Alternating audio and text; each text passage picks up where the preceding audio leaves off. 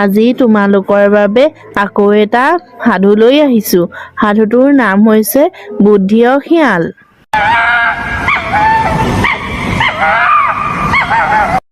এদিন এটা শিয়ালে ভোকত কিবা খাবলৈ বিচাৰি এখন গাঁৱত মানুহৰ বাৰীয়ে ঘৰে ঘূৰি ফুৰিছিল। এঘৰৰ ভঁৰালত চাঙত তলি ফুটা ভগা ডুলি এটাত কিছুমান পিঠা দেখিলে। সি অকটিয়াই পকটিয়াই পিঠাবোৰ খাই শেষ কৰিলে। ভগা দোণটোৰ ফুটা তলিখনেদি ঢাকি দিয়া কলপাতখন মূৰ জোকাৰি চেলেকিবলৈ ধৰিলে। সি মূৰ পুতি চেলেকোতে কলপাতখন ফাটি ভগা দোণিটো তাৰ মূৰেদি ডিঙিত গলমনি হৈ পৰিল।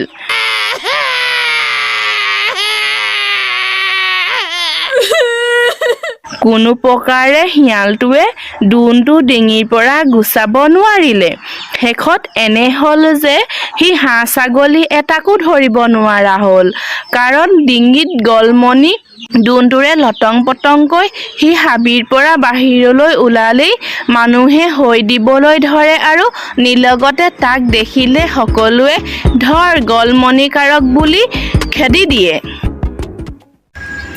এদিন শিয়ালটোৱে হাবিয়ে অনাই বনাই ঘূৰি ফুৰোতে হঠাৎ এহাল বাঘৰ পোৱালি লগ পাই দেখিলে যে সিহঁতৰ আগত কিছুমান মাংস আছে। ততালিকে শিয়ালটোৱে সেই মাংসকে খাবলৈ বুদ্ধি সাজি নিলগৰ পৰাই খৰপোচ কৰি দোণটো জোকাৰি মাত লগালে। হেৰৌ, তহঁতৰ মাৰে বাপেৰে কলৈ গ'ল অ? মই অহা গম পাই পলাইছে হ'বলা। সিহঁত ক'ত আছে ক? শিয়ালটোৰ গেৰেহা কথা শুনি বাঘৰ পোৱালি দুটাই ভয়তে কুচমুচ খাই কোমল মাতেৰে উত্তৰ দিলে। আমাৰ আই বোপাই দুয়ো চিকাৰলৈ গৈছে। বাৰু আহি পালে মই আহিছিলোঁ বুলি কবি। চাচোন, তহঁতৰ বাপেৰে মাৰে মোৰ পৰা তাহানিয়েই এইটো দোণেৰে এদোণ ধন ধাৰে আনিছিল। আজিলৈকে সি মোক এই ধন উভতাই দিয়া নাই। আজি মই ৰ'ব নোৱাৰিলোঁ। সি আহিলেই তহঁতে তাক এই কথা কবি। মোৰ ভোক লাগিছে। হেৰৌ, কিবা আছে যদি চাচোন, মই খাই যাওঁ। শিয়ালে এইবুলি পোৱালিলৈ মাক বাপেকে থৈ যোৱা মাংসখিনি খাই নিজৰ পেট পূৰাই গুচি গ'ল।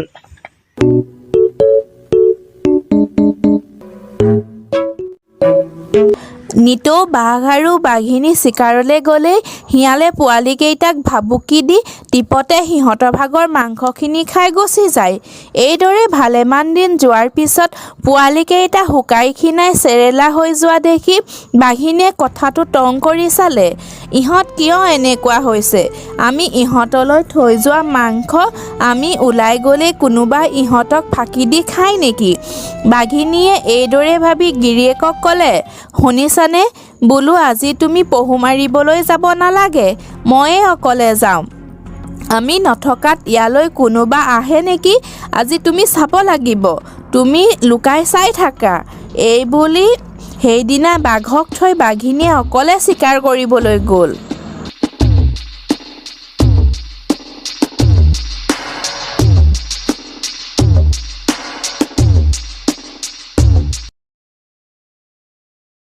আনদিনাৰ দৰে সেইদিনাও বাঘৰ পোৱালীকেইটাৰ আগত ভঙা দোণ জোকাৰি ফাং ফুংকৈ মাংস খাবলৈ কাৰবাৰ কৰোঁতেই নিলগত লুকাই থকা বাঘে শিয়ালৰ কাণ্ড দেখি সকলো বুজিব পাৰি শিয়ালক খেদা মাৰি নিলে। টেঙৰ শিয়ালে কেতিয়াবা এনেদৰে সি ধৰা পৰিলে কি কৰিব সেই বুদ্ধি সি আগতেই আলোচি থৈছিলে।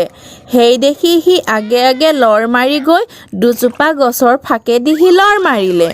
বাঘো সেই দুজোপা গছৰ মাজেদি লৰ মাৰিব খোজোতে সি চেপা খাই লাগি ধৰিলে। বাঘে সেই গছৰ মাজৰ পৰাই ছাটি ফুটি কৰি ওলাবলৈ চেষ্টা কৰিছে, সিমানে সি তাত টানকৈ লাগি ধৰিলে। সি টানকৈ লাগি ধৰা দেখি বাঘৰ চিঞৰত হাবি তল ওপৰ লাগিবলৈ ধৰিলে।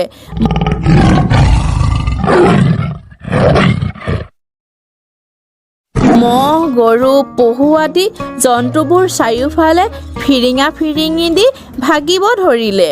বাঘৰ চিঞৰ শুনি বাঘিনীয়েও লৰি আহি সেইখিনি পালে। শিয়াল অলপ দূৰতে থিয় হৈ আছিল। সি বাঘিনীক দেখি ক'বলৈ ধৰিলে, চাচোন তোৰ গিৰিয়েৰক কেনে হালত দিলোঁ। লোকৰ ধন ধাৰলৈ আনি আজিলৈকে উভতাই দিবলৈ মন নকৰে, এতিয়া কেনে পালে। তোকো মাৰিম বাপেকে। তই ভালে ভালে যদি ধন ঘূৰাই দিয়া দে, ধন নাই যদি মোৰ তলতীয়া হৈ থাক, নহ'লে তোৰো ক্ষমা নাই, নিশ্চয় জানিবি। তোৰ পোৱালীকেইটাকো আজৰি কৰিম এতিয়া। এনেতে বাঘটো ধৰফৰাই মৰি থাকিলে। বাঘিনীয়ে একো উপায় নেপাই শিয়ালৰ তলতীয়া হৈ থাকিবলৈ মান্তি হ'ল। সেইদিনাৰ পৰাই শিয়ালে মুকলিমূৰীয়াকৈ নিৰ্ভয়ে লোকৰ ওপৰত খাবলৈ ধৰিলে। সি বাঘিনীক চিকাৰলৈ পঠিয়ায় আৰু সি ঠেঙৰ ওপৰত ঠেং তুলি ডকচি খায়। ইয়াৰ কিছুদিনৰ পিছত বাঘিনীয়ে চুং সলাবৰ হ'ল। বাঘিনীয়ে পোৱালি দুটাক লগত লৈ নৈ এখন পাৰ হৈ আন এখন হাবিলৈ যাবলৈ ঠিক কৰিলে। শিয়ালক লগত লৈ ওলালে। বাঘিনী আৰু পোৱালি দুটা নৈত সাঁতুৰি পাৰ হৈছে। শিয়ালে নিজৰ মান ৰাখিবৰ নিমিত্তে মৌজিও চিন্তা নকৰি সি নদীত জাপ মাৰি দিলে। নৈ সোঁতত পৰি শিয়ালে থৰ যুগুটি এৰি তলং ফটং কৰি ককবকাই উটি যোৱা দেখি বাঘিনীয়ে তাক থাপ মাৰি ধৰি লৈ গ'ল। বাঘিনীক ভেকাহি মাৰি ক'লে, তই মোক কলৈ তুলি আনিলি ঐ? তোক কোনে তুলিবলৈ মাতি আছিল? তহঁত তিৰোতাবোৰৰ যদি অকণমানো বুদ্ধি থাকিল হয়, বোলো মোক জলকৰে ইয়াৰে এই দোণটোৰে ধন ধাৰে লৈছিল। সি মোক দেখিলে সদায় পলায়। আজি সি বুঢ়াৰ হাতত চেঙেলি পৰিছিল। তাক দেখা পায়ে ভালকৈ ধৰিছিলোঁ, বোলো আজি মোৰ ধনবোৰ তাৰ পৰা নুলিয়াই নেৰো। সেই দেখি তাৰ সৈতে মোৰ জোতা পোতা লাগিছিল। তই সকলোবোৰ ভস্ত কৰি দিলি। হয়, তইনো কিয় আগভেটা দি ধৰিছিলি কচোন? এইদৰে ছল কৰি শিয়ালে নিজৰ মান ৰাখি আকৌ বাঘিনীৰ লগত ঠাই ল'লে। বাঘৰ পোৱালি দুটা লাহে লাহে জনা বুজা হৈ উঠিল। চিকাৰলৈ যাওঁতে সিহঁতে মাক আৰু শিয়ালেৰে সৈতে পাল পাতি ল'লে। শিয়ালৰ পালৰ দিনা শিয়ালে সিহঁতক নানা চলাহী কথা কৈ হাত সাৰে। এদিন শিয়ালে এৰাব নোৱাৰি বাঘিনীৰ সৈতে পহু মাৰিবলৈ ওলাল। শিয়ালে বাঘিনীক ক'লে, মই পহুৰ পতিৰ মুখতে থাকোঁ, তই সেইফালে গৈ পহু খেদি দেগৈ। পহু মোৰ ওচৰেৰে আহিলে আৰু ক'ত হাৰিব? শিয়ালৰ কথা মতে বাঘিনীয়ে পহু খেদি দিলে। কিন্তু শিয়ালে পতিৰ মুখত ধোবাং-জুৰি পৰি থাকোঁতেই পহুৱে শিয়ালৰ পেটৰ ওপৰেদি লৰ মাৰিলে। গছকত শিয়ালৰ পেটৰ ছাল ছিঙি পৰিল। পহু পলোৱাৰ পিছত বাঘিনী শিয়ালৰ ওচৰ আহিলত শিয়ালে তাক গেৰেহা গেৰেহকৈ ক'লে, শুনিছ, পহুটো এইফালে আহিলত মোৰ এনে হাঁহি উঠিল যে পহু ধৰা দূৰৰে কথা, মই মোৰ হাঁহিটোকে ৰখাব নোৱাৰিলোঁ। ইমান সৰু পহুটো মই হেন বীৰক ধৰিবলৈ দিয়াত হাঁহিতে মোৰ পেট ফুটি পেটুনাৰী ছিঙি ওলাই যাবলগীয়া হৈছিল। এইবাৰো শিয়ালে বুদ্ধিৰে জিকি আকৌ কিছুদিন বাঘিনীৰ লগত বহি খাবলৈ পালে।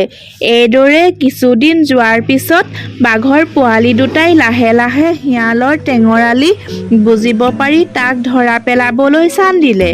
এদিন ৰাতি নিলগত আন এটা শিয়ালে হোৱা দিয়া শুনি এই দোণ পিন্ধা শিয়ালটোৱেও লোভ সামৰিব নোৱাৰি হোৱা দিবৰ কাৰণে বাঘৰ ওচৰৰ পৰা আঁতৰি যোৱাত বাঘৰ পোৱালি দুটাই তাৰ আঁতিগুৰি ল'বলৈ সি নেদেখাকৈ মনে মনে তাৰ পিছে পিছে গৈছিল। আৰু যেতিয়া সি আঁতৰ হৈ নিশ্চিন্ত মনেৰে হোৱা দিলে, সিহঁতে তাক ধূৰ্ত শিয়াল বুলি মনত খুকুৰি নথকাকৈ জানিব পাৰি একে চোঁচাই খেদি নি ধৰি ঠেকেচি মাৰি পেলালে।